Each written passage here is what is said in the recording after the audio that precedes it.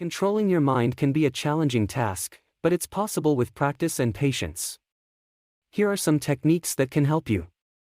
Number 1. Practice mindfulness. Mindfulness is the act of being present and fully engaged in the moment. It involves paying attention to your thoughts, emotions, and physical sensations without judgment. By practicing mindfulness, you can develop greater awareness of your thoughts and feelings, and learn to control them more effectively. Number 2. Set clear goals. Setting clear goals helps you to focus your mind and prioritize your thoughts. When you have a clear idea of what you want to achieve, you can direct your thoughts and actions towards that goal. Number 3.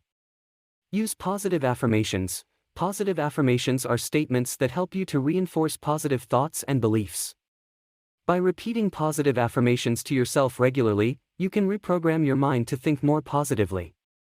Number 4. Meditate. Meditation is a powerful tool for controlling your mind. It involves sitting quietly and focusing your attention on your breath or a specific object. By practicing meditation regularly, you can learn to quiet your mind and cultivate a greater sense of calm. Number 5.